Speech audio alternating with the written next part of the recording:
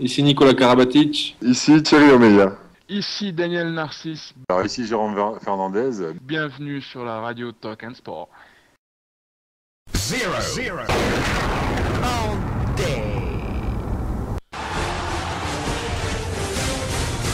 Retrouvez Andé,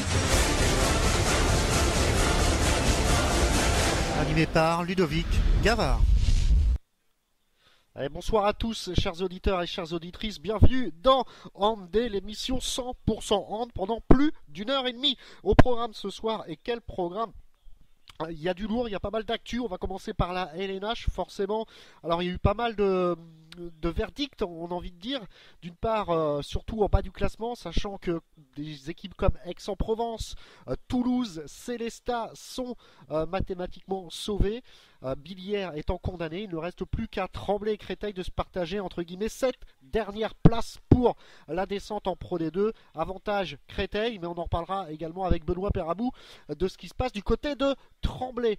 Et puis en haut du classement, et effectivement on va analyser un peu cette journée, cette 24e journée en haut du classement. C'est toujours la lutte pour la place de Ligue des Champions et le dauphin de Paris Saint-Germain entre Dunkerque, Montpellier, Chambéry et Nantes. Donc on va décortiquer, analyser avec Mika I et Benoît Perabou toute cette 24e journée.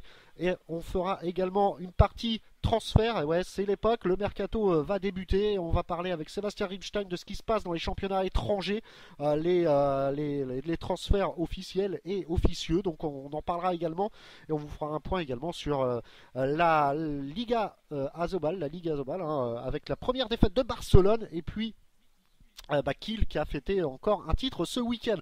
On reviendra également sur la Coupe EHF. Nantes y a cru, malheureusement ça n'a pas été le cas du côté de Beaulieu. Belle perf de Nantes, mais y a-t-il un syndrome ou une malédiction française après Tremblay il y a quelques années, Dunkerque l'année passée, également au niveau des filles. Ici Paris et Metz échouent en finale également d'une Coupe européenne, et maintenant place à Nantes. Alors les Français ont-ils peur de gagner? Un petit débat avec nos spécialistes. Et puis, on finira avec la Pro D2. On jouait les playoffs, les demi-finales des playoffs. Et Chartres s'est incliné face à Mulhouse. Enfin, c'est incliné, c'est un peu paradoxal de dire ça.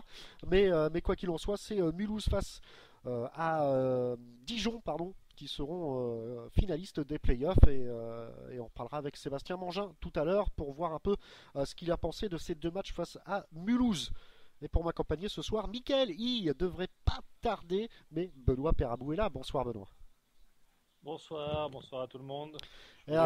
Juste avant, je voulais excuser les Nantais, puisqu'on devait recevoir un Nantais ce soir. Et avec leur actualité, aucun n'a pu être présent pour l'émission. Donc j'espère qu'on pourra en recevoir un bientôt quand même. Ah, pas de souci, on va recevoir un Nantais forcément pour parler de leur beau parcours en EHF, également en championnat. On va recevoir aussi bientôt Sébastien Mangin et Sébastien Rimstein au cours de l'émission. Et j'en profite aussi pour la semaine prochaine vous annoncer d'ores et déjà un duo d'invités. Vous le connaissez forcément, on l'a pas mal. On en parle pas mal dans la presse. Et c'est le duo d'arbitres français qui vont arbitrer le Final Four à Cologne, notamment un certain Quillembourg. Et c'est Monsieur Thierry Dens et Denis Raibel, donc qui seront avec nous la semaine prochaine. Également, grand rendez-vous aussi le 25 samedi prochain pour la finale de la Coupe de France avec nos confrères handball.fr, désolé Johan, je sais que tu nous écoutes, handball.fr. On va vous faire vivre une journée comme jamais, avec des tweets, vous allez sur tous les réseaux sociaux et vous allez trouver des petites anecdotes tout au long de la journée, pour finir avec un débrief du match avec Elsport pour les féminines, et du match avec, j'espère, Benoît, si tu es là, Mika sera là-bas à Coubertin, à Bercy, pour nous faire vivre cette finale également. On aura des interviews exclusives, des invités exceptionnels, tout ça grâce à handball.fr, avec Johan et Thomas qui seront également sur place. Voilà, le 25, notez ça sur vos agendas. On fera une belle soirée. Allez, on va commencer, Benoît, quand même, par cette LNH qui nous tient vraiment en haleine. Et on va commencer, une fois n'est pas coutume, par le bas, parce que on y voit un peu plus clair. Alors, on va pas se voiler la face. Benoît, on ne voit pas comment Créteil peut s'en sortir, mais ils peuvent s'en sortir s'ils gagnent les 2 matchs et Tremblay perd ces 2 matchs. Et vu le calendrier, ça semble quand même difficile pour Créteil. Hein. C'est ça, exactement. Mathématiquement, Créteil peut encore se maintenir. Maintenant, voilà, je t'avouerai que vu leur dernière sortie à Célestat, le score est quand même très très lourd. Après, Tremblay a aussi chuté lourdement, mais contre un adversaire d'un autre calibre. Donc c'est sûr que mathématiquement, Créteil peut encore s'en sortir parce qu'il a un meilleur goal average sur Tremblay. Donc en cas d'égalité à 18 points, ce serait Créteil qui se maintiendrait. Maintenant, avec la réception de Aix, même si Aix est déjà maintenu, mais le déplacement à Chambéry qui lutte encore pour les places européennes, ça me paraît quand même compliqué maintenant. Il y a encore 2 matchs à jouer, donc ils peuvent toujours espérer. Alors je sais que vous êtes nombreux ce soir à nous écouter, n'hésitez pas à aller sur le chat, tenir compagnie notamment à Sabine et à d'autres qui arrivent petit à petit. Donc ouais, alors justement, un peu surprenant quand même cette défaite face à Célestat pour Créteil. C'était vraiment le match à ne pas manquer, et pourtant ils sont passés complètement à travers. Alors c'est quoi? C'est la jeunesse, c'est de la pression qu'ils ont peut-être pas l'habitude. C'est des jeunes joueurs, Créteil. Oui, c'est sûr qu'on sait que voilà, ils ont une équipe jeune, mais malgré tout, ils ont aussi les défauts de leur qualité, quoi. C'est des jeunes qui ont énormément de talent, qui ont énormément de fougue, et qui sont capables aussi, sur certains moments, de, de jouer avec un très très haut niveau de jeu, comme lors de leur victoire à Montpellier. Donc voilà, peut-être après, je sais pas, au niveau des gardiens de but, je vois que Skoff, qui avait fait une très belle rentrée depuis son arrivée à Créteil, n'a pas joué, ou n'a pas été utilisé. Donc ça, j'ai pas l'info, mais c'est Jirkovic qui a joué tout le match, et avec pas spécialement une réussite pour cette rencontre-là. Donc compliqué, oui. Il y avait le retour de Quentin Minel qui était important pour ce groupe. Malgré tout, il était peut-être à court parce qu'il a été énormément en échec. Donc après, c'est des équipes, voilà, Célestat qui a l'habitude de jouer ces fins de championnat, ces matchs au couteau, en plus devant leur public, pardon, dans leur salle. Et c'est peut-être aussi ce qui a joué, mais c'est sûr que ce score est surprenant par rapport à l'enjeu qu'il y avait autour de ce match. Ouais, effectivement, donc un enjeu que les Cristoliens n'ont pas réussi à faire face. Donc cette défaite de Créteil n'empêche rend les choses un peu plus faciles pour Tremblay. Alors j'imagine que du côté de Tremblay, Benoît, on doit se dire vivement que cette saison se termine. Ouais, c'est tout à fait ça. Franchement, là, on s'en sort encore un petit peu parce que vraiment, Créteil, il faut pas se le cacher, est plus mauvais que Tremblay parce que là, en ce moment, nous, on flirte avec les éléments en sortant des prestations médiocres et qui se succèdent. On avait aussi un match très important à Ivry qu'on n'a pas su bien gérer. Ensuite, on savait que ça allait être compliqué à Dunkerque, mais malgré tout on a sombré assez rapidement. Donc comme tu le dis là, il est grand temps que cette saison se termine. Heureusement pour Tremblay, Créteil est encore plus en difficulté, et c'est ce qui va certainement permettre à Tremblay de pouvoir refaire une année en LNH, mais c'est sûr que cette saison elle devient de plus en plus difficile et on a tous hâte qu'elle se termine. Alors, à Tremblay, il y a quand même, et on le dit tous les ans, toutes les semaines, un joueur qui sort du lot, c'est Mathieu Drouin. Peut-être un peu déçu parce que autant que Pierre March et Cyril Dumoulin, il aurait peut-être mérité d'être élu meilleur joueur du mois d'avril, vu ses performances, Benoît. Oui, c'est sûr. Mais après, je sais que ça se juge pas. c'est souvent grâce Au réseau, à tout ce qu'on arrive à mettre autour et tout l'engouement qui se crée autour de la personne et autour du club qui permet l'élection de ce joueur. Mais d'une certaine manière, il y a quand même une logique malgré tout parce que il est dans une équipe qui a fait une très très bonne deuxième partie de championnat et c'est aussi, je pense, pour récompenser le bon parcours d'Aix dans cette deuxième partie et c'est aussi peut-être un symbole. Donc, même si c'est pas tout à fait comme ça que ça se passe, mais au moins je vois ça comme quelque chose de profitable pour Aix par rapport à son maintien. Effectivement, Pierre Marche élu meilleur joueur du mois d'avril. On en parlera tout à l'heure avec Mika I qui devrait pas tarder, un peu de retard. On parlera également de la fête du côté d'Aix-en-Provence qui sont maintenus grâce à leur match nul face à Toulouse. Donc on y reviendra et on demandera, Karabatic a encore gagné un trophée, celle du maintien. C'est quand même bien pour un joueur comme ça. Comme quoi un joueur peut vraiment changer la physionomie d'une équipe. Ouais, mais c'est pas n'importe quel joueur non plus. C'est vrai, c'est vrai. Donc bon, c'est quand même. Mais par contre, c'est pour continuer dans ce que tu dis, c'est ce qui m'a vraiment frappé quand j'ai vu Nikola Karabatic dans son nouveau club, c'est tout de suite sa faculté de s'intégrer dans un nouveau projet et de tout mettre en œuvre d'un point de vue, que ce soit d'un point de vue physique, d'un point de vue psychologique, pour arriver à ses fins. Et ça montre vraiment la force de ce grand champion qui est capable de se remettre en question tout le temps, de jamais douter. Et même s'il a traversé une épreuve très très compliquée, d'un point de vue personnel et sportif, il s'est tout de suite tourné vers un nouvel objectif, quelque chose qu'il connaîtra peut-être plus jamais, j'espère pour lui, de sauver une équipe. Et malgré tout, il l'a fait vraiment avec brio et en emmenant tout le monde derrière lui. Et ce qu'on a pu vraiment noter, c'est ce qui s'est dégagé et tous les joueurs qui ont pris une dimension supérieure à ses côtés, en pouvant enfin croire à leur potentiel. Et ce qui a permis aussi, parce qu'il n'y a pas que Nikola Karabatic, il y a aussi tous les autres qui ont élevé leur niveau de jeu et c'est grâce à tout cet engouement autour de la venue des Karabatic qui a permis à Aix de se sauver. Et ce qu'il faut aussi noter, parce qu'on ne l'a pas trop signalé, que quand on avait reçu Nikola Karabatic, il avait eu le choix entre se dorer la pilule au Qatar ou venir mettre le Blotchov à Aix.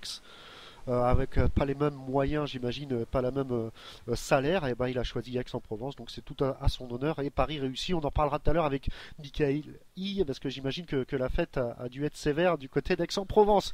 On va revenir un peu sur les autres matchs, notamment ce fameux match, parce qu'on a vu quand même un sacré match entre deux équipes qui luttaient pour le podium il y a encore un an, Chambéry-Montpellier. Belle victoire des Chambériens, un petit but, 31-30. Mais on a vu quand même une sacrée rencontre, Mika. Benoît, pardon. Ah oui, là, justement, contrairement au match Montpellier-Paris, pardon, où c'est vrai qu'il y avait beaucoup d'intensité, mais pas mal de déchets.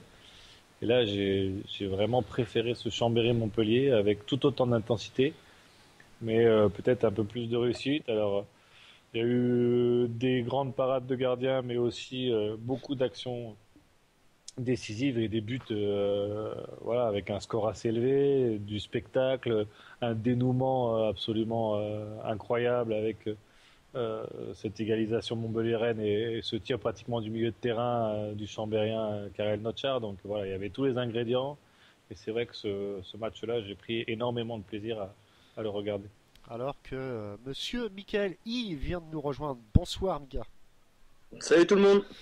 Alors, Mika, on va revenir forcément sur le week-end d'Aix-en-Provence, mais on parlait du match Chambéry-Montpellier. On a eu vraiment encore un excellent match. Ouais. Très, très bon, très agréable. Ça fait 3 week-ends de suite. Ça faisait longtemps que je m'étais pas autant régalé à regarder du handball sur Canal+, parce que malheureusement, ils aiment bien passer les grosses équipes et pas toujours entre elles. Là, depuis quelques matchs, on a la chance de pouvoir voir les cadors s'affronter avec de l'enjeu. Donc, c'est vraiment des matchs très agréables à regarder. Et je suis quelque part assez content pour Chambéry qui vit une saison assez difficile et pour qui ça doit faire beaucoup de bien de un, remonter un peu au classement et deux, de battre cette équipe de Montpellier qui, depuis des années et des années, ne leur réussit vraiment jamais. Alors, on avait une petite question, messieurs les spécialistes, sur notre page Handé sur Facebook, à propos de N'Guessan, 9 sur 15. Alors, il y en a qui disent que c'est des bonnes stats, il y en a qui disent que c'est des mauvaises stats. Pour un arrière, à partir du moment où c'est plus de 50%, c'est des bonnes stats. Donc 9 sur 15, même 9 sur 18, ce serait pas dégueulasse. 9 sur 15, c'est des belles stats, ouais. Et Non, je confirme, hein, c'est vraiment du niveau d'un arrière gauche. De toute façon, c'est de la logique après, tactique un peu, mais ce sont à eux aussi de prendre leurs responsabilités pour après pouvoir donner des ballons sur les ailiers, pouvoir donner des ballons sur les pivots. Donc il faut qu'il y ait des forces de frappe et c'est pas voilà, il y a rien de surprenant à voir un arrière tirer 15 fois et en plus marquer 9 buts. Non, c'est un très bon match. C'est à mettre en corrélation avec ce qu'il a fait d'autres dans le jeu. Donc il pèse en défense, il joue comme dit Benoît, il arrive à distribuer un peu le jeu sur les pivots, sur les ailiers. Donc non, c'est vraiment un beau match et une belle saison pour N'Guessan. Ouais, avec une dernière minute de folie. Côté Montpelliérain, on peut noter deux petites choses. On a l'impression que Rémi Desbonnets a peut-être pris un peu l'ascendant sur Mickaël Robin au poste des gardiens du côté de Montpellier, Benoît. Non. Il a une période d'euphorie. C'est vrai qu'il a fait 2 excellentes sorties, mais au point de prendre... non. Mickaël Robin a fait une très très belle saison. Cyril Desbonnets, non pas Cyril d'ailleurs, Rémi pardon, Desbonnets a fait 2 grands matchs télévisés, donc c'est sûr que là il a un peu tous les projecteurs tournés sur lui, mais après il faut durer, il faut prouver tous les week-ends, donc de là à dire qu'il a pris l'ascendant, je ne pense pas, mais il a fait, c'est vrai, 2 très grandes prestations, ça c'est une évidence. Non, pour moi, c'est comme dit Benoît, hein, prendre l'ascendant, je crois pas. C'est toujours Robin le numéro 1 incontestable, mais pour un jeune, c'est un bon départ et ça présage d'une belle carrière, je pense. Il a montré une belle force de caractère et en plus, il est plutôt intéressant dans les placements et dans la lecture du tireur. Donc, c'est un joueur à suivre dans le futur, même si j'ai peur que l'année prochaine, il disparaisse un peu Effectivement. des tablettes avec l'arrivée de Omeyer. Je sais pas si Robin va rester, je sais pas si Desbonnets a le droit de partir, mais s'il y a Robin, Desbonnets, Omeyer, ça risque d'être difficile pour lui d'exister. Ouais, mais malgré tout, avec ses on va dire petits moyens physiques, je trouve qu'il a une faculté de lecture assez impressionnante sur les tirs de loin et de près il est assez explosif, donc peut-être beaucoup dans un registre, mais il crée la surprise pour des tireurs qui n'ont pas l'habitude de gauler face à un gardien un peu atypique comme ça, et il s'en tire très très bien. Alors on va parler forcément d'Aix-en-Provence. Mika, on l'avait occulté pendant le début de l'émission en t'attendant. Pas mal de bonnes nouvelles. La première, forcément, match nul face à Toulouse 27-27 et Aix-en-Provence est sauvé. Donc maintien acquis, opération Karabatic, j'ai envie de dire réussi, hein, c'était son objectif. Pierre Marche élu meilleur joueur de LNH au mois d'avril. Et puis, il se dit du côté d'Aix-en-Provence, hein, par la voie du Nord, que Bosquet aurait peut-être signé du côté de Aix en Provence. Donc voilà, ça je sais que tu n'as pas le droit d'en parler, mais voilà, la voie du Nord en train de... C'est le directeur sportif sinon qui est pas loin, donc on peut lui poser la question aussi. C'est ce que je voulais, monsieur Stéphane. Si vous êtes dans le coin, vous pouvez nous répondre, hein, n'hésitez pas. Mais voilà, donc Mika, premièrement le week-end, il n'a pas été trop dur? Non, on a bien profité vendredi soir. Après, on a un peu plus récupéré le reste du week-end. C'est l'avantage de jouer le vendredi soir pour nos vieux corps trentenaires. Mais non, ça a été une belle fête, surtout juste après le match. On a la chance d'avoir un salon partenaire qui est agréable, avec des gens qui sont bon enfant, bon esprit. Donc, on s'est beaucoup amusé, un peu dans l'excès, mais c'était vraiment génial. On a bien profité. Et même si au coup de sifflet final, on avait un peu d'amertume de ne pas avoir réussi à gagner le match, c'est vite la tendance qui s'est inversée en pensant à ce maintien et qu'on avait réussi notre saison et qu'on sera encore à LNH l'année prochaine pour vivre de belles aventures. Donc non, tous les voyants sont au vert, comme tu dis. Pierre Marche élu joueur du mois. Je suis content pour lui parce qu'il le mérite et que malheureusement il n'est pas dans dans les jeunes, je sais plus comment on dit, les jeunes prometteurs de l'année pour la nuit du hand. Donc c'était un peu dommage, mais là ça rattrape un peu le coup. Alors bon, on va pas vous le cacher, hein, Monsieur Cambriel nous écoute assez régulièrement et il nous dit, donc on va le dire parce que voilà, que les contacts existent entre Sébastien Bosquet en mal du côté de Dunkerque et Aix-en-Provence. Il y a une volonté commune des deux parties pour s'acquérir Sébastien Bosquet. Ça serait quand même une excellente recrue, hein, Mika. Ah ben oui, ça commence effectivement à avoir de la gueule. Le départ de Nicolas va vraiment peser parce que on a vu en cette deuxième partie de saison qu'on s'était beaucoup appuyé sur lui, même si les autres font le boulot, c'est souvent lui qui est au départ des actions et défensivement il nous apporte énormément et on sait que dans le handball moderne tout part de la défense, donc ça va être un peu difficile de combler son départ. Mais on a eu l'éclosion de Jérémy Courtois cette année avec Luka Karabatic. Je pense que ça peut faire une belle paire de 3 centraux et on a recruté, je sais pas si c'est encore fait exactement ou pas, mais cet Espagnol dont on parlait il y a quelques semaines qui est peut-être dans les tablettes du sélectionneur espagnol, donc qui doit vraiment être un joueur intéressant, qui peut défendre aussi en 3 et qui a une grosse force de frappe en attaque. Et si on rajoute à ça Sébastien Bosquet, qui est vraiment lui aussi une grosse force de frappe, et nos demi-centres, Stojanovic, qui certes est capable du meilleur comme du pire, mais quand il est dans le meilleur, il fait partie des tout meilleurs demi-centres du championnat, et Borutoslak qui est capable d'organiser le jeu pour ses deux arrières, et je pense que ça peut vraiment faire quelque chose d'intéressant et on aura peut-être une chance d'exister un peu plus dans ce championnat et pourquoi pas dès la saison prochaine d'essayer de miser un petit peu plus que le maintien. Ouais, donc Goni. Ouh là là là là, des infos. Goni, Mika, l'Espagnol, qui serait en contact pareil avec Aix. Donc Lucas, tu nous le disais, Luka Karabatic risquerait de rester aussi du côté d'Aix-en-Provence. Donc ça, c'est aussi une bonne nouvelle. Il y a de grandes chances. Je suis pas au courant des termes exacts de son contrat. Je crois qu'il a une clause libératoire s'il va dans un club européen. J'ai pas entendu récemment qu'il allait aller forcément dans Montpellier. On sait que c'est mort. Paris, je pense pas. Peut-être Dunkerque, c'est rien. Ouais, c'est voilà.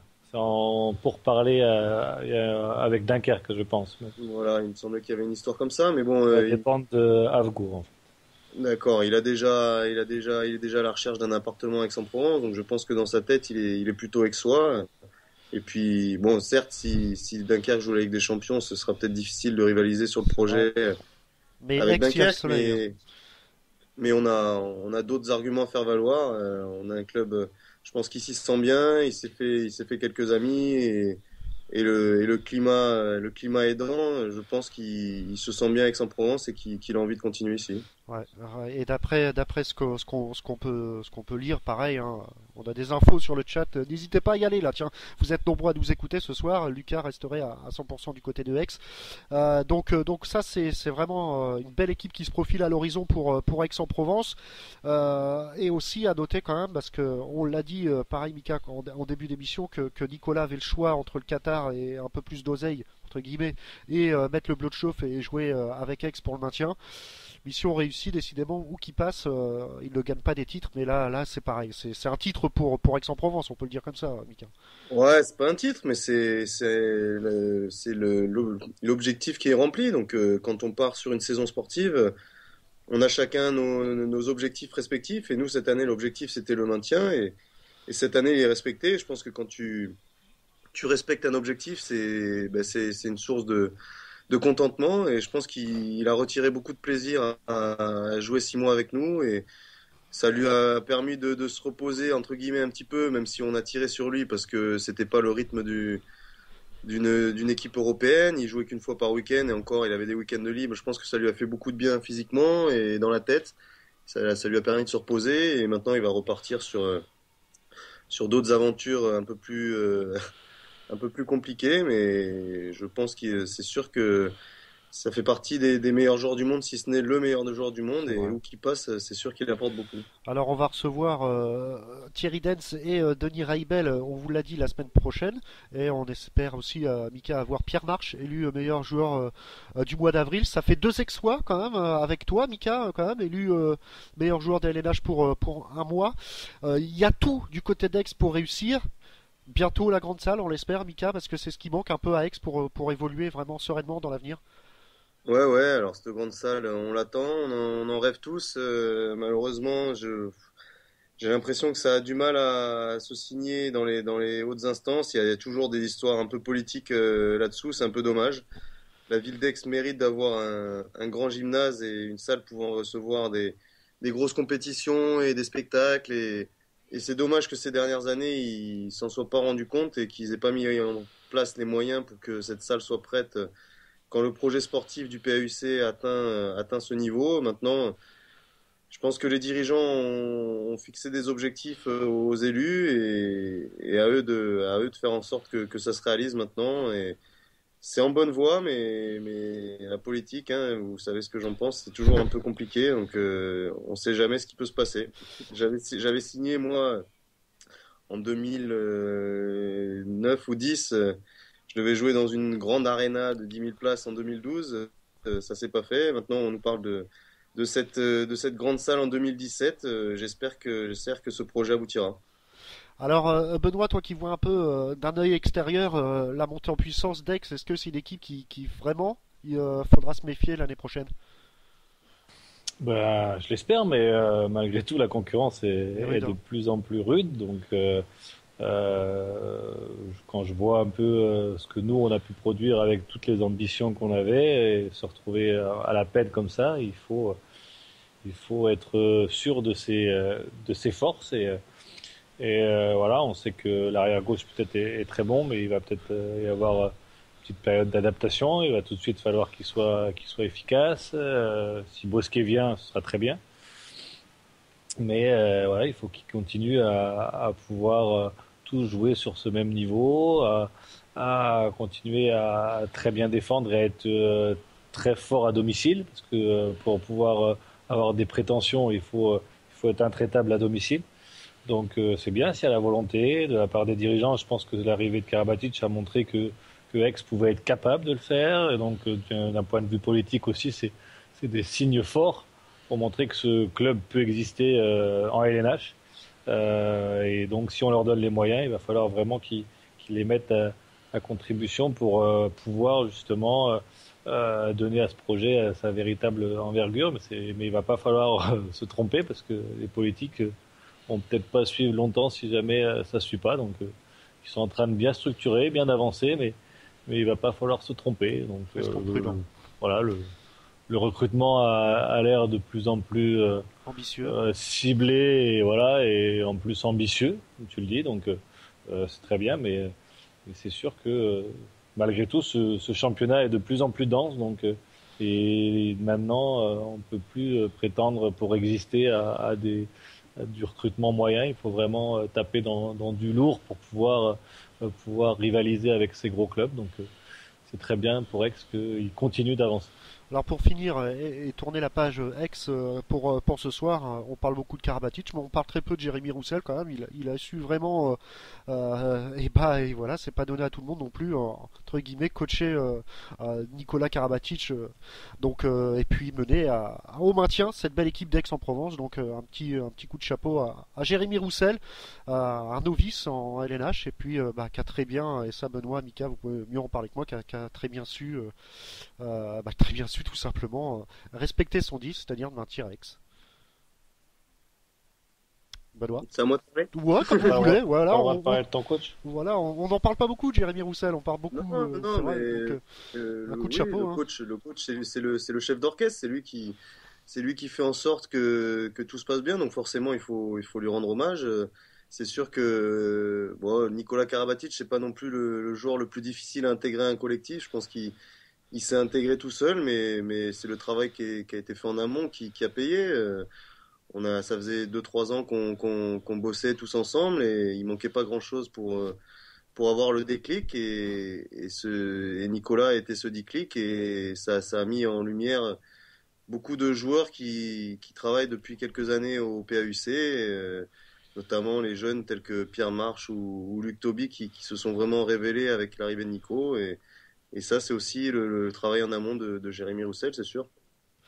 Bon, Benoît, moi j'ai une sensibilité particulière voilà, parce que c'est vraiment un ami et c'est quelqu'un que je respecte énormément en tant qu'homme et surtout et aussi en tant que technicien du handball, mais au-delà de ça je trouve que il a vraiment su aussi utiliser Nico et quand même garder sa place et lui le laisser à la place de joueur et lui d'entraîneur.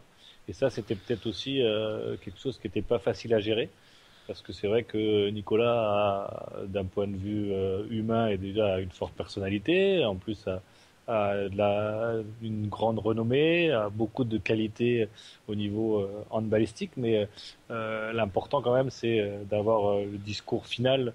Et Jérémy Roussel a vraiment réussi à utiliser Nicolas pour le bien de l'équipe, le mettre en avant par moment, mais aussi garder la main sur ce groupe et pour que tout le monde aille dans le même sens et arrive à cette ambition qui était le maintien.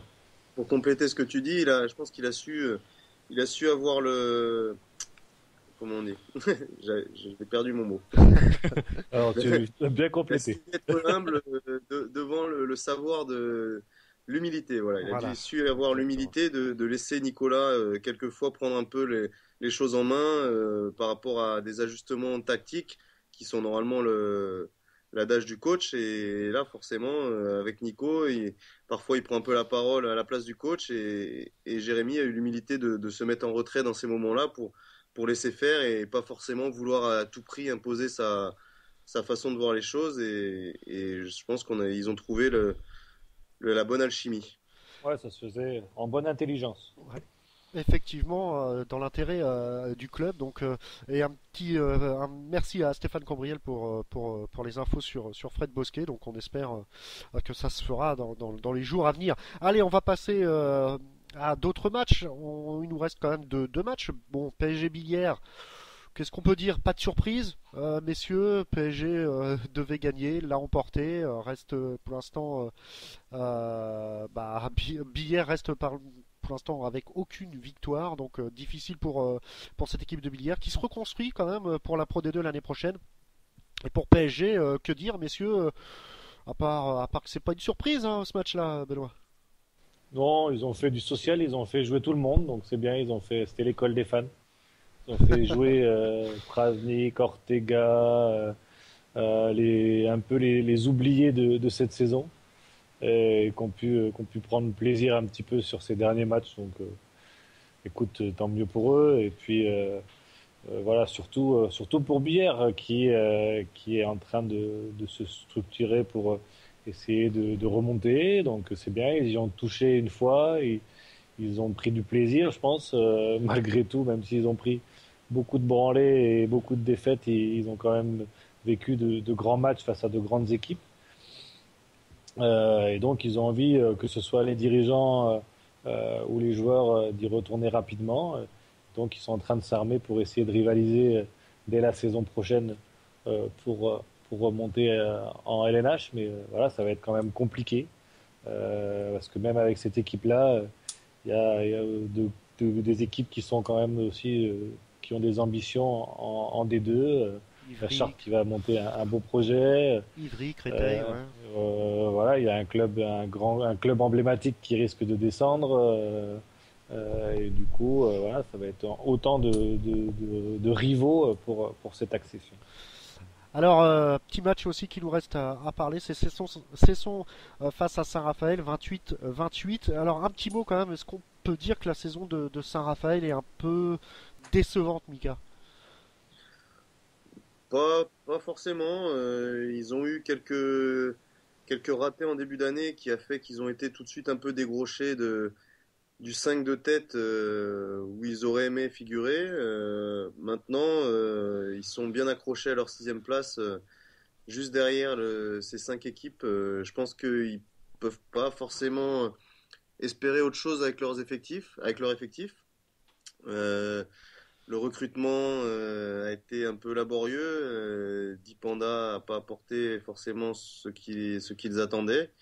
Je pense qu'ils en ont tiré les leçons et cette année, ils ont vraiment fait un gros recrutement avec Atlasson qui est vraiment un joueur de classe internationale et Mogensen, je crois qu'il s'appelle, ou Morgenstern, enfin je sais pas trop, un demi-centre là qui apparemment fait aussi des belles choses en championnat Ouais, d'Allemagne. c'est un très bon joueur. Voilà. Et tout le recrutement là, c'est vraiment très lourd, c'est très très intéressant. Ils font vraiment dans le qualitatif et malgré la perte d'Ekel Meganem, ils ont quand même réussi à terminer la saison de manière correcte. Donc non, c'est sûr que c'est pas leur plus belle saison, mais étant donné le contexte actuel et les équipes qu'il y a en face, finalement ils sont, je pense, à leur place et je pense pas qu'ils soient forcément déçus de leur saison, même si c'est un peu plus difficile à vendre aux partenaires quand on passe de la troisième place à la sixième place. Ouais, surtout quand tu fais, ouais, c'est surtout en revenant, moi, c'est vrai que quand tu fais le bilan, c'est sûr que sixième c'est honorable, mais quand tu pars avec un tournoi de qualif pour la Ligue des Champions, que tu joues contre Hambourg, que tu passes vraiment pas loin du tout De la Ligue, de faire une Ligue des Champions en battant l'un des plus grands clubs d'Europe. Derrière, c'est quand même un petit peu décevant de finir sixième, même si c'est un classement qui est tout à fait honorable en fin de saison. Mais vu le début, on peut être un petit peu déçu de l'issue finale. Pour moi, c'est un peu voilà, comme ça que je le verrais. Vu ce qui se passait au début et toute l'ambition qu'avait ce club, de finir que sixième, me paraît pour moi une petite déception, même si. Et qui tu aurais mis derrière? C'est vrai. Non, mais c'est vrai. par rapport, non, mais c'est sûr, mais je te dis par rapport au niveau de jeu qu'ils ont pu produire en début de saison, notamment sur cette qualif, Ouais. on aurait pu présager qu'ils arrivent à tenir ce niveau de jeu plus longtemps et qui, voilà, mais malgré tout, c'est un très beau classement et c'est vrai que devant il y a du monde, mais ils avaient montré tellement de belles choses dès le début de la saison que quand tu les vois que sixième, tu te dis, mince, il s'est passé quelque chose entre temps qui a pas dû On avait marcher. vu déjà on avait eu le même phénomène avec Dunkerque l'année dernière. La Ouais, saison tout à fait, dernière. exactement, oui, exactement. Alors Ouais. sans doute qu'il y a un contre-coup à ce tournoi wildcard là qui amène vraiment beaucoup d'ambition et d'envie de jouer le très haut niveau. Et quand on passe à côté, c'est peut-être un peu difficile de revenir au championnat. Et c'est vrai que Dunkerque avait fait un début de saison catastrophique la saison dernière. Et Saint-Raph a un peu payé aussi les pots cassés de ce Peut-être tournoi. justement, c'est peut-être aussi une question de préparation. Peut-être que la préparation est différente. Oui, trop. La préparation, donc du coup, est axée vraiment sur ce tournoi-là. Et donc un petit peu décalé. Et après, on sait que dans une période, suite à la période de préparation et le début de championnat, il y a un peu un contre-coup et peut-être qu'il se fait plus tôt que les autres ou peut-être différemment ou de manière. Et ce qui engendre un peu cette série un peu délicate à la suite de ça.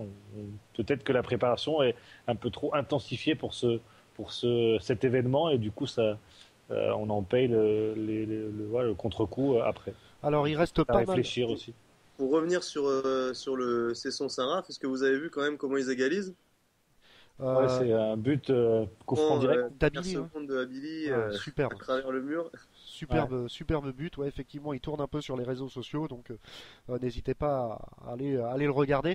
Alors pour venir un peu, il reste du suspense, on l'a dit, hein, parce que entre Dunkerque, Montpellier, Chambéry et Nantes, qui a un match en moins, qui joue mercredi face à Ivry, sur le terrain d'Ivry, donc ça se tient en 2 points pratiquement, donc pour entre le deuxième et le cinquième, donc Dunkerque, Montpellier, Chambéry, Nantes, donc rien n'est joué qui sera le dauphin de Paris, on ne sait pas. Et puis il reste encore 2 clubs en lutte pour cette 13e place synonyme de relégation en Pro D2, c'est Tremblay-Créteil. C'est simple, si Créteil gagne leurs 2 matchs et Tremblay perd leurs 2 matchs, et ben Créteil sera sauvé. C'est la seule condition sine qua non. Allez, on passe vite fait quand même un petit mot. Et quel petit mot quand même, on va parler de ces coupes EHF, mince. Qu'est-ce qui se passe? Toutes les équipes en finale, que ce soit féminine avec ici Paris et Metz ou masculine avec Dunkerque, Tremblay et maintenant Nantes, ne gagnent pas de coupe européenne, quel que soit en finale. Y a-t-il une malédiction, messieurs? Lose à la française. Ah ouais, c'est clair. Connu, ça quand même. Ah, c'est un truc de fou. On sait pas gagner les Français. Ouais. C'est connu. Mais voilà, Ouais, justement. malgré tout, on tombe pas comme des tringles non plus. Hein. Oui. En face, il y a quand même souvent des grandes équipes. Alors, moi, je l'ai vécu, même si on est passé tout proche aussi. Voilà, j'ai vu Nantes Vous avec êtes en face. parfait. Vous étiez quoi? Plus 9 ou quelque chose comme ça, non? En 7-7. 7, excuse-moi. Alors, qu'est-ce qui se passe, messieurs? Alors, Nantes, forcément, a chuté, on le sait, face à une excellente équipe. Tout d'abord, Mika, j'ai vu un peu sur les réseaux sociaux que tu t'étais plaint un peu de l'arbitrage.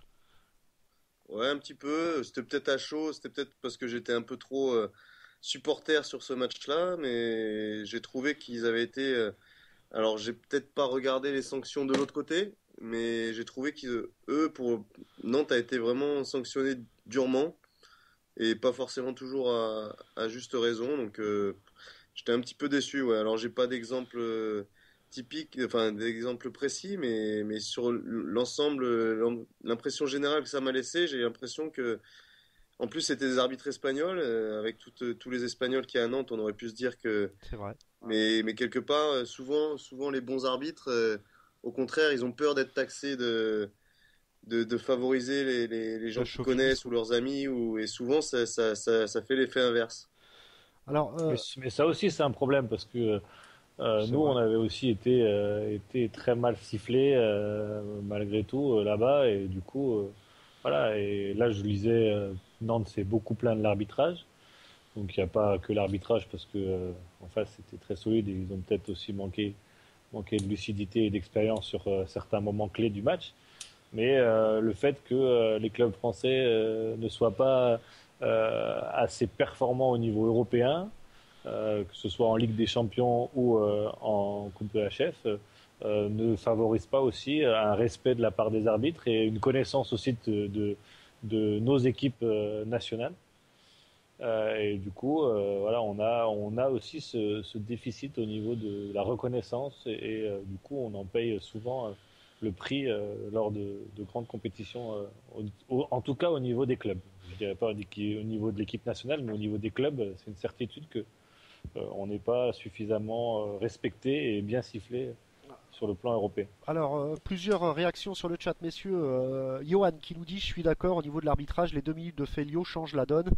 Et pareil, Cambi nous dit: une analyse d'un expert de l'arbitrage, entre guillemets, ils nous se sont fait défoncer. Donc, hormis ce côté, hormis ce côté arbitrage, qu'est-ce qui a manqué de l'expérience à cette équipe nantaise pour battre cette excellente équipe de Rhein-Neckar? Ouais, il y avait aussi le fait que Entre Rios n'ait pas joué ce match. Et je pense que ça a été vraiment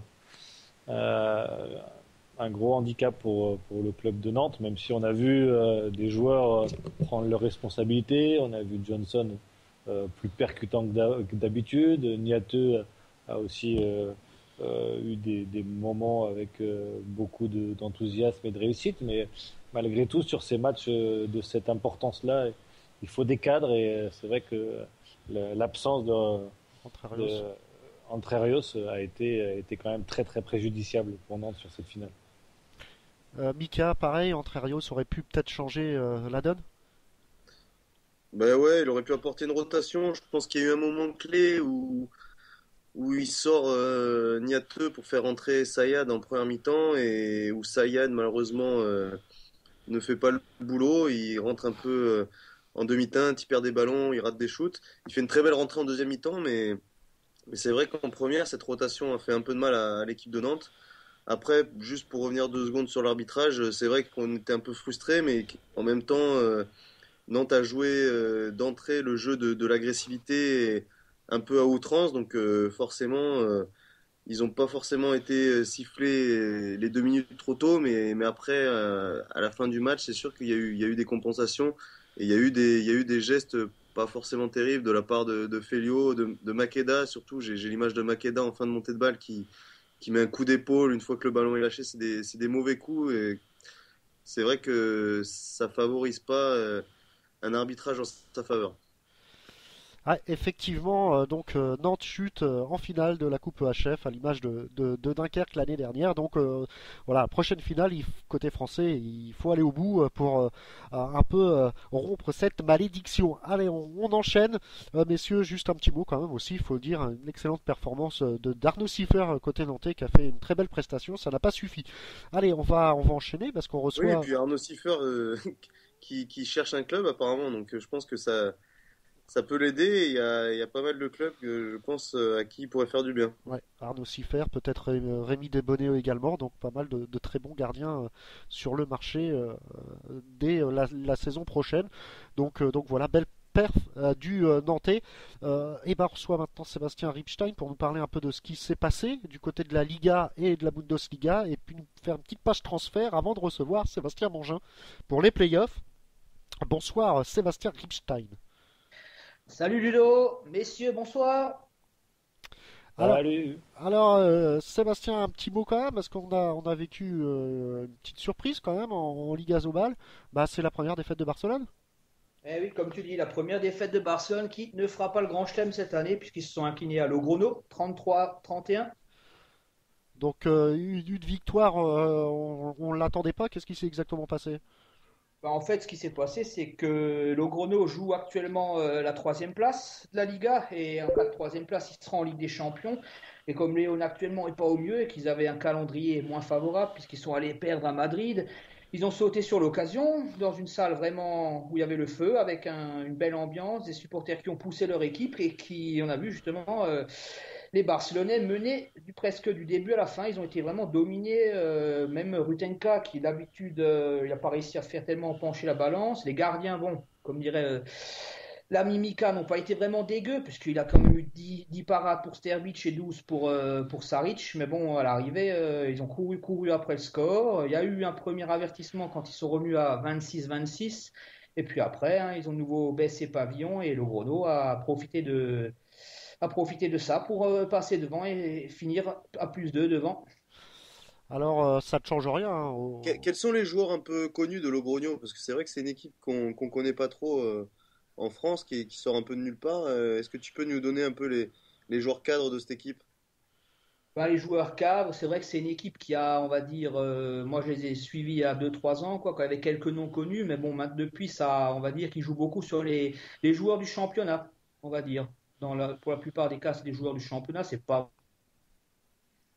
Donc il joue, Sébastien, la Ligue des Champions. Il joue la place qualifiée. Enfin, on peut les retrouver en Ligue des Champions. Des noms connus, mais tout à fait oui, puisque là, ils ont pris, puisque bon, on sait que Barcelone, c'est déjà fait depuis longtemps. Madrid, ils ont plus de chance d'être rattrapés. Donc là, Logrono, ils ont vraiment une belle opportunité de finir sur le podium et justement d'accrocher un wagon pour la Ligue des Champions. Donc ça, c'est un peu la surprise du côté de la Liga Zobal. Et puis du côté de la Bundesliga, alors qu'est-ce qui se passe? Je peux juste me permettre de répondre à Mika ou à Benoît, je ne sais plus qui m'a posé la question. Mais vas-y. C'est moi. Ouais. Donc il y a surtout sur ce que j'ai vu sur ce match-là, surtout un joueur qui s'appelle Cuartero Sanchez. Cuartero, pardon, je ne sais pas si je prononce bien à l'espagnol, Sanchez, qui a quand même marqué 10 buts sur 11 tirs.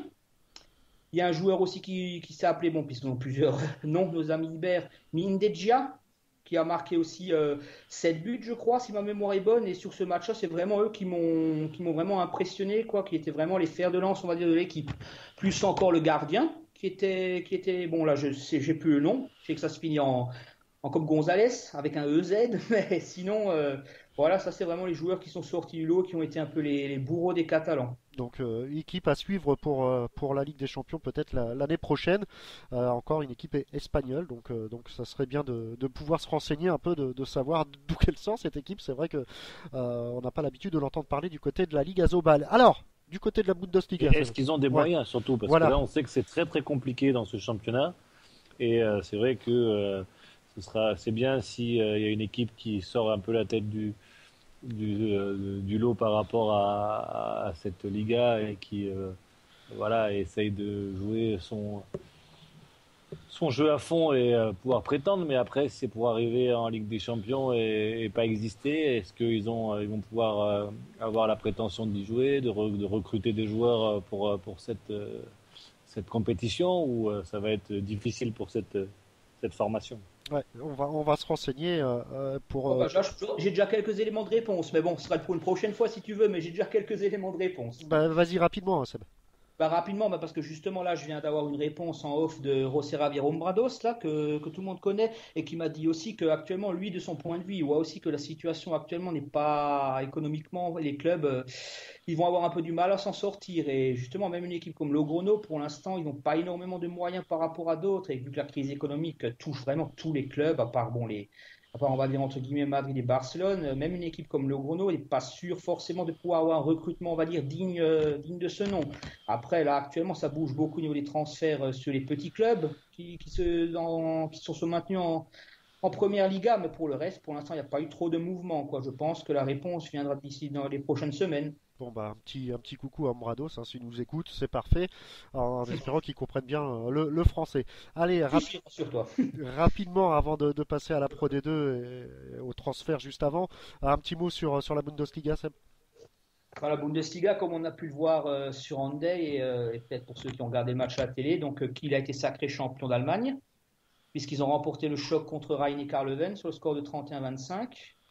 Et donc un nouveau titre dans l'escarcelle de Titi Omeyer et de Tumut, donc Daniel Narcisse. Et puis voilà, pour le reste des résultats, on va dire relativement classiques. Les équipes qui jouent leur place en Ligue des Champions se sont imposées, Berlin, Flensburg, Hambourg. Et voilà, Göppingen jouera le 28 son match contre Großwallstadt, puisque cause de Final Four. Et pour le reste, le Gummersbach de Quentin-Maé a fait match nul contre l'Emgo, donc mathématiquement, ils ne sont pas encore sortis d'affaires. Après, au bas de tableau, on sait que Essen, ce sera en deuxième division. Großwallstadt aussi, après pourtant plusieurs années passées en première division. Et après, ça se joue entre 2-3 équipes, puis il y a encore 2-3 journées avant la fin de la Bundesliga. Et voilà, tout peut se jouer. Voilà. Juste avant de passer à quelques petits transferts, Sébastien, je répondrai à Sabine qui nous demandait contre qui Logroño se battait pour cette troisième place et contre Léon. Voilà, donc voilà Sabine. Pour compléter un peu Léon qui est en train de couler, non, si je ne m'abuse. Ah oui, Léon, ils sont en train de couler à tous les niveaux, c'est vrai. Là, comme j'avais dit la semaine dernière, ils sont actuellement sportivement, ils sont un peu à la ramasse. Ils vont perdre beaucoup. Ils ont déjà perdu beaucoup de joueurs, plus encore les départs pour la saison prochaine, pardon. Et là, actuellement, économiquement et sportivement, ils sont vraiment, comme tu dis, à la rue complète, Et là, je pense qu'ils sont pressés que la saison se termine et qu'ils puissent passer à autre chose, à mon avis. Donc Léon et Saragossa aussi qui peut peut-être prétendre à cette troisième place. Granoller est un peu trop loin. Oui. Donc Sébastien, un petit mot sur les transferts. Je sais que tu nous as préparé quelque chose. On va commencer du côté. On va rester d'ailleurs en Bundesliga. Le transfert qui nous intéresse le plus, c'est quand même Quentin Maé du côté d'Hambourg. Oui, tout à fait. Quentin Maé là, qui a signé son contrat en Hambourg et qui partira plus tôt qu'il était prévu à la base. Mais bon, effectivement, l'été prochain, il sera du côté du HSV. Voilà. Sinon, au niveau des transferts, la semaine dernière... Il a été recruté, alors sur quel poste? Parce qu'on ne sait pas trop quel poste il joue. Il est capable de jouer demi-centre, ailier gauche. Et par rapport à ce nouveau club, il va être utilisé plutôt sur quel poste? Aux dernières nouvelles, ce serait surtout comme tu dis, sur sa polyvalence, mais a priori, il penserait plutôt sur le poste de meneur de jeu. Après, tout peut évoluer. On sait qu'aujourd'hui, le handball actuel, il faut être assez, on va dire, pouvoir jouer sur tous les postes. C'est pas moi qui vais te l'apprendre. C'est beau. S'il arrive à s'imposer en tant que demi-centre, ça, c'est une vraie bonne nouvelle. C'est ça, d'autant plus qu'il me semble que Kraus s'en va. Donc, c'est ça. C'est Michel Kraus qui rejoint Göppingen, bien renseigné. Donc il y aurait juste Duvniak et Maé en tant que demi-centre. Oui, voilà, ce serait ça la nouvelle formule, puisque Hambourg va perdre donc Michel Kraus qui va à la Göppingen. Dan Butler, on savait qu'il était parti. Et ensuite Igor Vori en pivot, mais pour le reste, les deux grosses arrivées, c'est Quentin Maé et le pivot de Silkeborg, le frère du joueur de Kiel, Henrik Toftansen. Voilà, ça a priori, c'est les derniers mouvements du côté d'Hambourg. Alors du côté du champion d'Allemagne, on sait très bien qu'Omeyer et Narcisse partent. Holm arrête, donc oui. Les arrivées. Et encore quelque chose que j'ai omis, encore le départ de Momiric, qui part à Veszprém, qui a signé 3 ans à Veszprém, qui a été présenté à sa nouvelle équipe aujourd'hui. Donc au niveau des arrivées, il y a le Tunisien Jalouse, la future perle du handball tunisien et international, qu'on a vu notamment au dernier mondial, qui est un joueur vraiment intéressant. Ensuite, aussi un autre joueur, mais bon, c'est que des futurs grands, paraît-il. Lauge Schmidt, le pivot de Silkeborg, et qui, malgré le nom, il est danois, hein, je vous rassure. Ensuite, et comme autre gardien, j'en ai parlé la semaine dernière, Johan Jostrand, ça c'est le gardien suédois, ex-gardien de Barcelone, qui devrait rejoindre les Zebras. Voilà. Alors, on va pas vous donner toutes les rumeurs des autres clubs. Excuse-moi de te couper, ça sent mauvais pour Kiel quand même. S'ils recrutent pas plus que ça, c'est remplacer Marcus Salm et Daniel Narcisse par Jalouse et Lauge Schmidt, c'est quand même pas le même niveau. Oui, bien sûr, mais bon, après, en Lauge Schmidt, ils ont vraiment beaucoup d'espérance, puisqu'aux dernières nouvelles, les dirigeants de Kiel avaient vraiment voulu, entre guillemets, rajeunir un peu l'effectif. Et ils misent beaucoup vraiment d'espoir, surtout en Lauge Schmidt, quoi, qui, au dire de certains, est franchement associé ils pensent beaucoup à l'alchimie avec Palmarsson, quoi. Les deux associés, ça pourrait faire quelque chose, voilà. Ouais, affaire à suivre du côté de Kiel. C'est vrai que le départ de Narcisse Omeyer, faut trouver leur remplaçant. Donc d'autres noms sont en cours, hein, du côté de la Bundesliga. On va vous en dire plus parce qu'on va vous faire un petit papier quand même. Et on est pris un peu par le temps. On va du côté de la Liga Zobal. C'est un peu plus calme du côté de Madrid et de Barça, hein, un peu les gros clubs. Alors qu'est-ce qui va se passer du côté de Madrid, Sébastien? Bon, il y a surtout pas mal d'incertitudes. Il y a des transferts comme tu dis, des rumeurs dont on parle, mais bon, ils ne sont pas encore vérifiés. Mais pour l'instant, au niveau de Madrid, par exemple, bon, donc on sait que Nicolas Marcussen était parti au Qatar et pour l'instant, a priori, il devrait y rester. Il y a le cas de mon ami José Javier Ombrados. Bon, a priori, il devrait arrêter, a priori, mais bon, ça, on ne sait pas s'il arrête ou s'il continue. Donc, ce serait à mettre un bémol là-dessus. Bon, on sait que Magnus Dahl va partir. Puisqu'il a signé pour Wetzlar, un club un club allemand qui a l'air de pas mal se renforcer pour la saison prochaine, puisqu'ils sont en course pour place en coupe EHF. Il y a le cas Ivano Balic, on ne sait toujours pas qu'est-ce que va faire ce brave Ivano. Voilà, a priori, et aussi, il y aurait aussi une grosse question, ce serait Kirill Lazarov, le gaucher macédonien, l'un des meilleurs buteurs de l'équipe, qui serait a priori en partance pour Barcelone. Ah, et donc du côté des arrivées, on attend qui du côté de Madrid? Attends, il n'y avait pas une histoire avec Aguina Galdé aussi?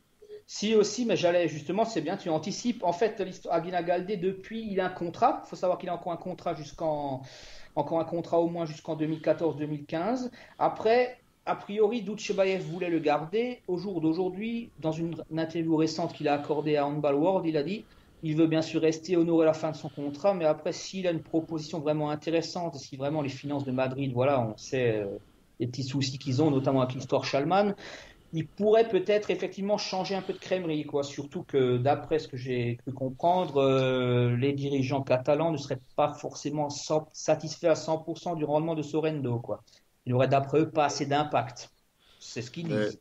Moi, les infos que j'ai eues, c'est surtout du côté de Nantes, parce que Borja Fernandez commencerait déjà à se renseigner un peu, à savoir si certains clubs seraient d'accord pour l'accueillir, au cas où Aguina Galdé viendrait signer au H. Là, t'es pas le premier à avoir eu cette info, mais moi, ça a un peu évolué, je trouve, depuis quelques temps, et je dirais mettre cette info, la prendre avec des pincettes, on va dire, puisque j'ai effectivement d'autres amis qui m'ont dit que Aguina Galdé serait perçu du côté de Nantes. Après, au jour d'aujourd'hui, c'est pas si évident que ça, on va dire. Non, moi aussi, je suis un peu d'accord avec Sébastien. Ça a été évoqué, mais je crois que c'est un peu moins d'actualité qu'à une période. Je crois que vraiment les dernières envies de Dutchebaev de quand même reconstituer un groupe compétitif encore pour l'année prochaine ont peut-être plaidé en la faveur du fait qu'il reste sur l'Atlético l'année prochaine. Allez, avant de passer à Léon, un petit mot sur Barcelone. Alors c'est un peu plus calme sur le marché des transferts. Question, quid de Karabatic? Viendra pas? Ah oui, ça c'est la grosse question, quoi. C'est pour ça que moi je l'ai mis entre guillemets, quoi, l'arrivée de Nikola Karabatic. Pour l'instant, au niveau de Barcelone, on va dire c'est assez calme, quoi. Pour le moment, à part l'histoire de Kirill Lazarov qui intéresserait les Blaugrana. Pour le reste, sinon j'ai pas, on va dire, d'infos plus croustillantes malheureusement à vous donner, quoi. Par contre, on a un peu plus du côté de Léon avec deux départs qui pourraient, Goni, on le sait, en Aix-en-Provence et Philippe Borges peut-être à Montpellier. Bon, Philippe Bourgues, il a déjà signé à Montpellier, ça c'est fait. Ensuite, bon, Yosu Goni qui a fait une petite pige au Qatar, là, mais qui devrait a priori signer à Aix-en-Provence, a priori. Il serait d'ailleurs, je me permets une petite aparté vite fait, qui serait à mon avis, franchement, une superbe recrue pour ce club. Hein. Si Mika m'écoute, hein, il a un futur grand, je pense. Et j'en suis convaincu. Et pour finir un peu avec les transferts, quelques mots sur les autres championnats, les gros transferts des championnats autres que la LNH ou la Bundesliga et la Liga Zobal. Vite fait, je vais pas parler des grands. Veszprém, bon, on sait qu'il laisse partir Gabor Čača, qui rejoint la capitale. Après, au niveau des arrivées, donc Momir Ilić, le capitaine de la Serbie, et encore Rajko Prodanović, ça c'est l'ailier droit, oui, je ne dis pas de bêtises, l'ailier droit qui arrive du rival, le PIK Szeged. Et d'ailleurs, en petit aparté aussi, Veszprém actuellement joue la finale championnat de Hongrie contre Szeged, et là ils ont joué le premier match de la série et ils ont gagné assez largement, de plus 10 je crois. Ensuite, il y a le club, qu'est-ce que je pourrais dire, le club de Dynamo Minsk, ça c'est le champion du Bélarus, quoi. Qui est actuellement en train de monter une grosse équipe, puisqu'ils seront sous les ordres la saison prochaine de l'actuel entraîneur de la Slovénie,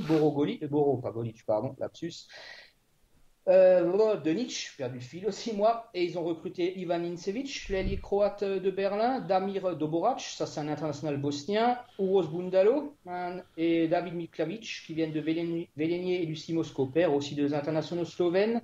Et le tout, comme j'ai dit, coaché par Borodovic. A priori, il devrait encore une ou deux arriver, quoi, puisque l'objectif, ce sera d'arriver à nouveau dans le top 16 et voir, pourquoi pas, un peu plus. Eh ben, écoute, on a été complet. Merci Sébastien d'avoir été avec nous pour cette belle page un peu championnat étranger. Puis au plaisir de te retrouver la semaine prochaine, Seb. Oui, ce sera avec plaisir aussi. Et bonsoir tout le monde. Ciao. Merci Sébastien, et Sébastien en chasse un autre, Sébastien Mangin va pas tarder à arriver.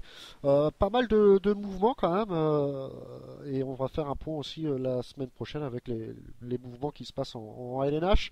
Donc voilà, messieurs, un petit mot quand même sur cette équipe de Metz qui a féminine. On saute du coq à l'âne en attendant Sébastien Mangin qui devrait pas tarder à arriver. L'équipe il y avait des finales féminines également. On en parlera également un peu plus dans El Sport mercredi avec Nina Canto. Voilà. Donc Metz championne de France. Donc félicitations à ce club de Metz. Et je vous dis, j'invite Sébastien. Hop, c'est parti. Je vous dis encore un petit aparté. Que samedi prochain, avec nos amis de handball.fr, on va vivre une journée Coupe de France du côté de Bercy avec Johan et Thomas de handball.fr qui seront sur place pour faire des soirées débrief, etc. Et je crois qu'il y a Mika qui est aussi du côté de Bercy. Donc Mika, t'hésites pas à nous appeler quand tu veux. Ouais, je vais faire un combo Nuit du Hand, Coupe de France. Donc là, ça va être excellent. Donc on a tout pour vous faire vivre une belle soirée de handball. Allez, on va recevoir Sébastien Mongin. Bonsoir Sébastien. Bonsoir à tous. Alors Sébastien, c'est un peu compliqué de parler de Pro D2. J'imagine que d'être aussi près de la finale doit être très très frustrant. Ouais, non, c'est sûr que la déception est immense et du coup c'est un petit peu compliqué à digérer. Là on est lundi et c'est toujours un petit peu forcément dans la tête. Puis donc on a bien évidemment refait le match une bonne trentaine de fois dans la tête. Sur 2 heures de confrontation, c'est évident que de faire une égalité parfaite et de ne pas passer au goal average, donc nombre de buts marqués à l'extérieur, on se dit qu'il y a tellement eu d'occasions de marquer un but de plus ou de ne pas en encaisser un que du coup on ressasse et voilà, donc c'est sûr que c'est compliqué, mais ça fait partie du sport, c'est la déception, la défaite. Même quand elle est si compliquée à digérer, ça fait partie du sport, mais ça permet aussi de grandir. Voilà, donc c'est le cas un petit peu pour Chartres, grosse déception. Donc vous avez été à plus 4, il restait encore quelques secondes à jouer. Est-ce que vous aviez eu la possibilité, la possession de balle de marquer ce fameux 5e but? Non, en fait, on se retrouve à 30-26, en fait, il reste 1 minute. Ils commencent leur attaque en gros à 29 et 10 secondes et finalement ils ont été jusqu'à la fin du temps réglementaire. On n'a pas eu la possibilité d'avoir une dernière possession derrière pour marquer un 31e but, quoi. Donc c'est vrai que ça a été un peu long aussi, mais bon voilà, enfin au final on n'a pas eu assez de temps. Au final, quand même, vous avez fait un match superbe quand même, parce que plus 4 à Mulhouse, on vous donnait pas cher au match. Ouais, c'est sûr que après le match aller, on devait pas être bien nombreux à penser que c'était encore possible. En tous les cas, nous, les joueurs, le staff et les dirigeants de Chartres le pensaient vraiment, et en tous les cas on savait qu'il y avait un petit coup à jouer parce que Mulhouse n'était pas hyper à l'aise à domicile. Enfin, en tous les cas, ils sont moins à l'aise à domicile qu'à l'extérieur. La confrontation du match aller où on leur avait tenu tête et où on craque un petit peu dans la dernière minute, où on prend un différentiel de 4 buts alors qu'on avait toujours été à 2-3 buts maximum. Le plus gros écart se fait à la fin du temps réglementaire. Et puis on sait aussi que c'était pas évident pour eux de gérer un match avec une avance de 4 buts, surtout devant leur public. Donc on a un petit peu profité de cette situation en défendant en 0-6 et très aplati, du coup en les obligeant à produire du jeu. Et du coup ils ont un peu de mal à prendre leurs responsabilités. C'est Greg Martin sur la deuxième mi-temps qui les prend et de bien belle manière, et c'est pour ça qu'ils arrivent à revenir alors qu'ils étaient à 6 buts et que notre plan fonctionnait finalement comme il faut. Mais bon, au final ça passe pas de très peu, et puis comme je disais tout à l'heure, sur l'ensemble des deux matchs il y a sûrement beaucoup de choses qui auraient pu nous permettre de passer, mais c'est la première fois que Chartres bat Mulhouse en 2 ans de confrontation. C'est les premiers playoffs de Chartres. Je rappelle quand même que c'est la 2e saison en Pro D2 pour cette équipe qui était encore en N1 il y a 2 ans, en N3 il y a quelques années. Donc on grandit et puis on apprend. Cette défaite, j'espère qu'elle nous permettra de revenir encore plus fort la saison prochaine. D'ailleurs, j'espère pas, j'en suis sûr. Puis le groupe est tellement sain et il l'a prouvé encore sur cette double confrontation que le groupe a appris et reviendra plus fort la saison prochaine. Dernier petit mot, je sais que tu m'as répondu sur les réseaux sociaux, mais il y en a pas mal qui se posaient la question, sûrement des supporters également frustrés un peu de Chartres. Ils parlaient de l'arbitrage. Non, enfin, comme je t'ai répondu sur les réseaux sociaux, il y a sûrement eu des erreurs, d'ailleurs des deux côtés. Maintenant, tout le monde peut faire des erreurs. Je pense que si on commence à discuter des décisions arbitrales, à ce moment-là, les arbitres pourront dire qu'on a eu des tirs à 6 mètres qu'on n'a pas validés, qu'on a fait des fautes aussi individuelles. Je pense qu'ils en ont fait aussi, mais ça fait partie du jeu. Et il n'y a pas du tout à crier au scandale. Je veux dire, bon, si j'ai un mot à dire, ce serait plus sur le match aller, où à ce moment-là, on a plus mal vécu certaines décisions. Mais en tous les cas, sur le match retour, j'ai pas grand-chose à leur reprocher. En tous les cas, je veux dire, ils ont fait leur maximum et c'est pas à cause des arbitres qu'on passe pas, c'est à cause de nous tout simplement, parce que sur l'ensemble des 2 matchs, on n'a pas été capable de l'emporter. Et dernière petite question, le dernier match du coach, ça doit à un moment particulier également? Ouais, c'est un peu particulier en fait ces playoffs, parce que du coup, tu sais pas vraiment quand tu finis, quoi, parce que vu que tu es compétiteur, tu penses que tu vas aller au bout de ces 4 matchs. Et puis quand on a joué le dernier match, le match contre Mulhouse, le match aller des playoffs, du coup, nous on espérait encore revenir plus tard, mais du coup c'était finalement son dernier match à domicile, là son dernier match à l'extérieur, mais tu t'en rends compte qu'une fois que c'est terminé, quoi, une fois que le gong final a retenti et que tu te dis la saison est terminée. Donc du coup tu n'y penses pas trop avant. Lui, j'imagine qu'il y a beaucoup pensé et que certains instants il se devait se dire c'est sûrement les derniers, mais après nous finalement c'est une fois que le match était terminé et que on était définitivement éliminé, que on a tous un petit peu réalisé que on venait de disputer notre dernier match avec lui. Mais bon voilà, il mène toujours dans la plus grande discrétion, en se retirant un petit peu, en se mettant un petit peu à l'écart. Il se met rarement en avant, mais en tous les cas, on a senti quand même qu'il y avait beaucoup d'émotions dans son regard et dans sa voix à la fin quand il nous a salué pour notre fin de saison. Et c'était aussi notre cas. Je veux dire, autant lui que nous, on a joué le jeu à fond. Et en tous les cas, l'objectif qui était fixé par le club, autant à l'équipe qu'au staff, c'était d'arriver en play-off. Et le contrat a été rempli. Donc en tous les cas, il peut partir la tête haute. Contrat rempli, prochaine aventure avec Pascal Mahé du côté de Chartres.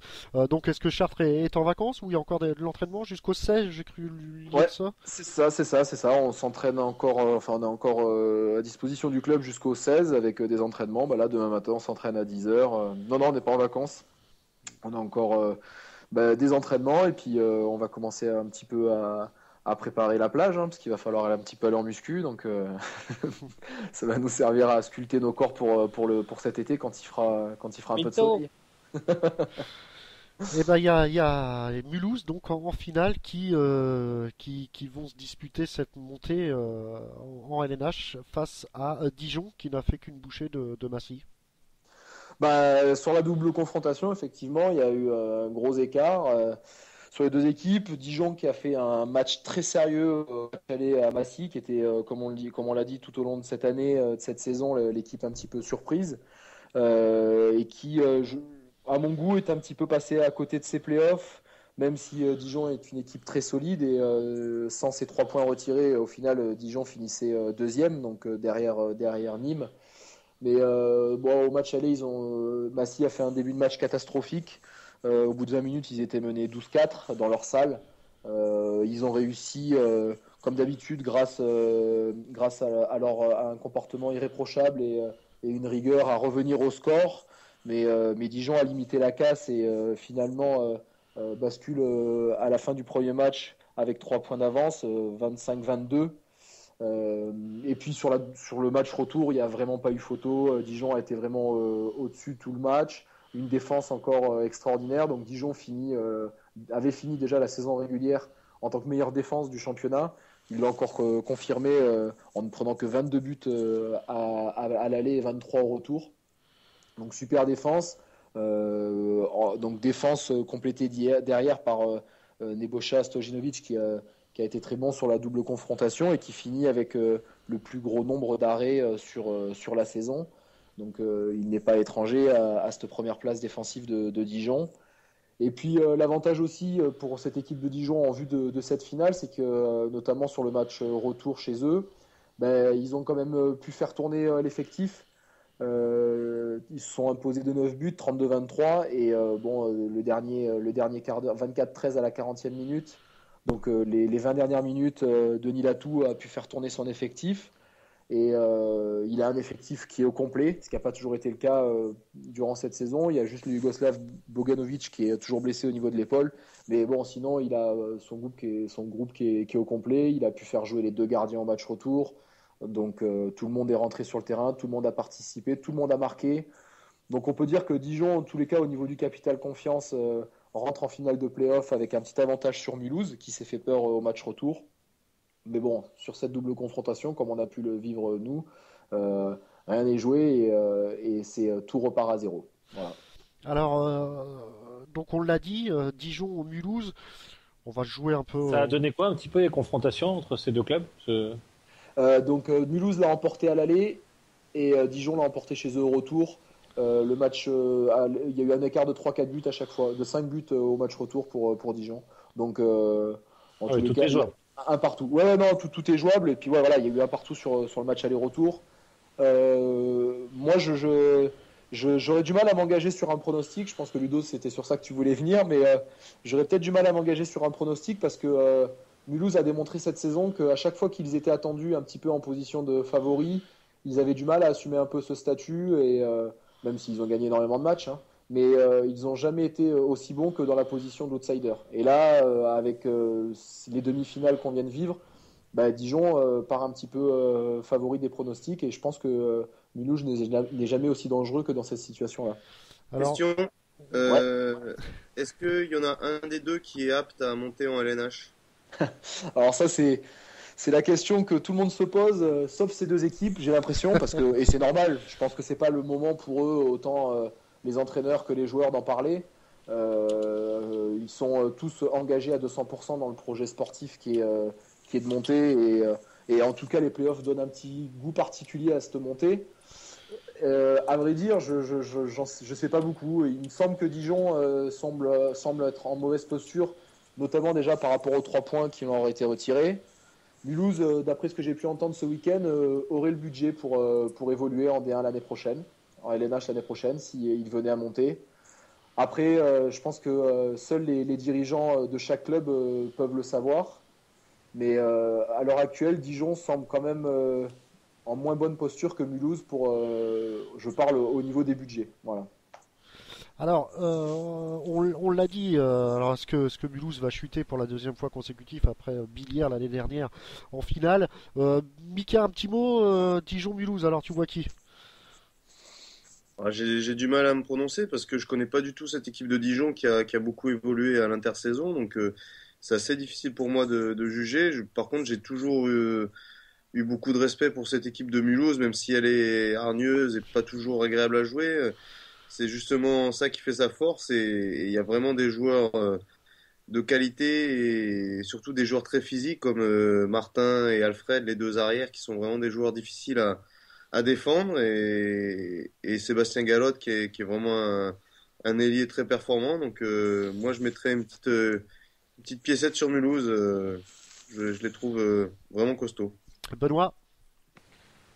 On dirait que Dijon aussi a retrouvé un effectif conséquent, parce que je crois qu'ils ont quand même quelques soucis au niveau des blessés, mais là sur l'effectif que je vois contre Massy, ça a l'air d'être quand même un effectif assez pléthorique, on va dire. Donc du coup, peut-être rivaliser de la meilleure des façons avec Mulhouse, et c'est la fibre un petit peu sentimentale pour Dijon.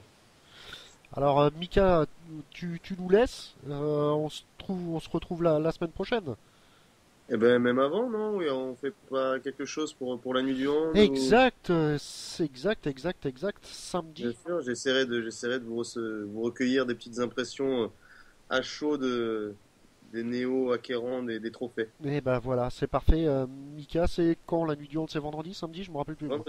Vendredi soir. Donc vendredi soir, Mika avec Andé, on fera une belle soirée nuit du hand en direct. Vous aurez le privilège d'avoir les gagnants, on va dire, les lauréats des trophées, et puis leur réaction en direct sur Andé, émission spéciale vendredi, et puis samedi avec handball.fr, je vous le rappelle, une belle soirée également, Coupe de France féminine et masculine avec El Sport, handball.fr, et Johan et Thomas d'handball.fr qui m'accompagneront, et peut-être Benoît, on l'espère, Seb, pourquoi pas, et puis Sébastien et Michel aussi. Merci Mika, et à la semaine et à vendredi. Salut tout le monde. Alors ciao. Eh ben écoute Sébastien, il nous reste quand même quelque chose d'important, c'est les trophées de la JPH. Ouais, alors je vais vous les donner. Juste avant, j'avais 2 petits trucs. Il y a une petite anecdote qui est sympa aussi sur la confrontation en finale de play-off. C'est le duel fratricide entre Nebojša Stojinovic et Slaviša Stojinovic, les 2 frères, qui vont s'affronter. Donc bon, ils se sont bien évidemment déjà affrontés cette année, mais je trouve que c'est sympa de les retrouver tous les 2 en finale de play-off. L'aîné a été meilleur cette saison, donc Nebojša. Donc moi je lui souhaite spécialement bonne chance parce que c'est un ami à moi, et donc je trouve que c'est assez sympa de les retrouver face à face en finale. Ils ont disons la chance en étant gardien de but de ne pas avoir à livrer de duel physique l'un contre l'autre, mais pour avoir joué avec Nebojša, je connais l'engagement qu'il met dans les rencontres. Il fera aucun cadeau à son frère et à l'équipe de Mulhouse sur cette double confrontation. Et sinon, une petite anecdote aussi, Chartres a fait un exploit cette saison qui a été rarement fait par d'autres équipes. L'exploit, c'est d'avoir marqué le même nombre de buts qu'on a encaissé. En fait, sur l'ensemble de l'année, Chartres a encaissé 706 buts et a mis 706 buts.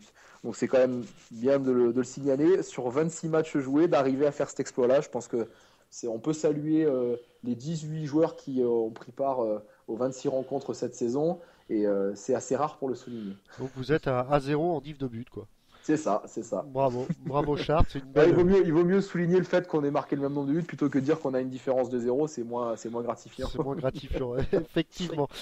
Pareil, avant de passer au trophée LNH, mea culpa, hein, c'est vrai que j'étais un peu virulent au niveau des commentateurs quand j'ai écouté le match en division entre Chartres et Mulhouse, mais je ne savais pas du tout que c'était des joueurs qui commentaient, je pensais que c'était des journalistes de la Fédé, donc désolé Sébastien Ostertag, je sais que... Et Karim Toroun, ouais, apparemment ils ont eu quelques blancs, c'est ça, il y a eu dans leurs commentaires. Ouais, non, on n'entendait pas grand-chose et voilà. Bon, alors, à leur décharge, il y avait des petits problèmes de réseau, ce qui fait qu'il y avait des sauts d'image et ils n'avaient pas forcément bien la vue sur le match et tout. Donc, et puis il y a aussi des moments où ils étaient tellement pris par l'enjeu qu'ils regardaient le match et ils en oubliaient qu'ils étaient en train de commenter.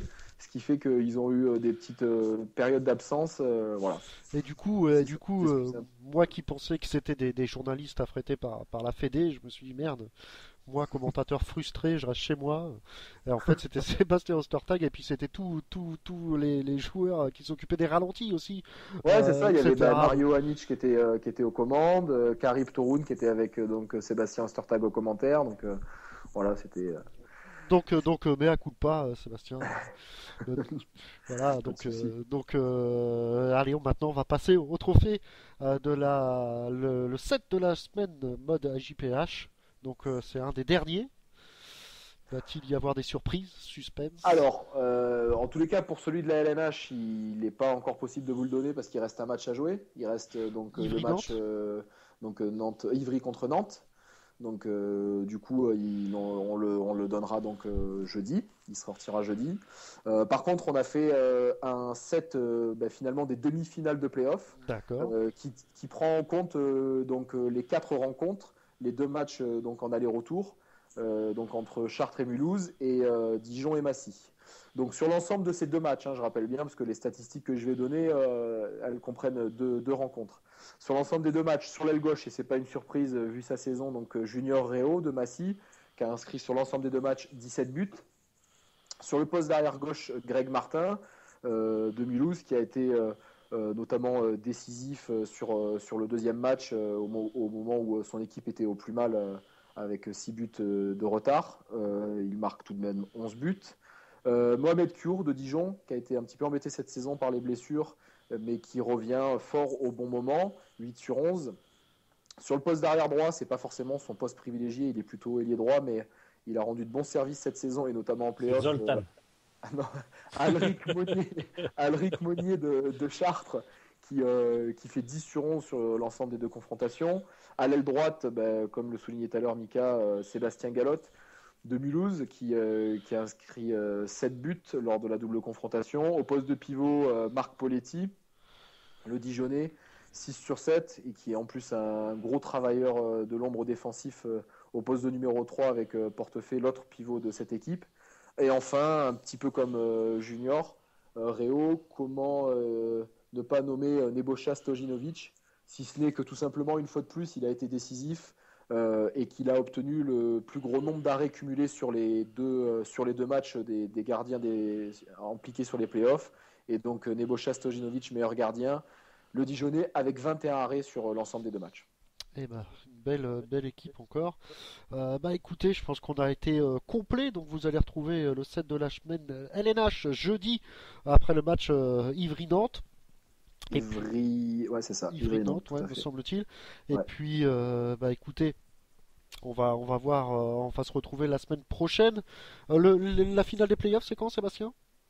Alors, il y a mercredi le match aller à Dijon. Ouais. Et le match retour, comme on disait, c'est dimanche, dans la mesure où samedi, il y a les finalités de Coupe de France à Bercy. Etc. Donc, le match retour sera à Mulhouse, qui donc a fini la saison second et qui a la chance de pouvoir recevoir une nouvelle fois au match retour. Donc, lundi, je vous ferai bien évidemment un petit rapport sur cette double confrontation entre ces 2 équipes. Avec un bon petit bilan de la Pro D2. Merci Sébastien d'avoir été complet et d'avoir été là malgré la déception. C'est sympa, Sébastien. Ouais, non, mais c'est normal. Mais on est déçus, mais on est hyper motivé pour la saison prochaine. Ouais. Ça arrive que tu prends, forcément, c'est normal d'être présent. Avec ce que je prends. Ah bah oui, tu m'étonnes. Benoît Perabou, merci d'avoir été avec nous. Pareil, toujours C'est ce que je prends en ce moment, mais moi c'est plus du côté sportif. Oui, effectivement. Donc je vous le rappelle, la semaine prochaine, Thierry Dens et Denis Reibel, c'est du sûr. Et puis on va essayer de vous trouver un petit espagnol du côté de Nantes ou un joueur du côté de Paris pour parler un peu de ce sacre et de cette équipe nantaise, pourquoi pas. Benoît, merci d'avoir été avec nous et puis on se dit à la semaine prochaine.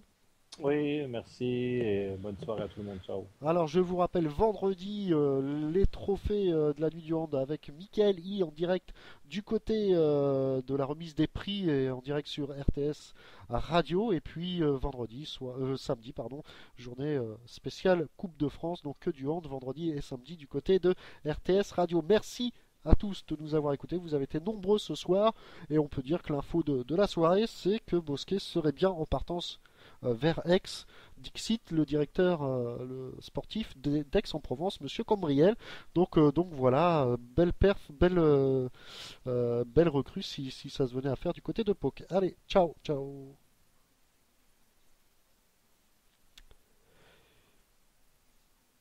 Tour des Puits en direct.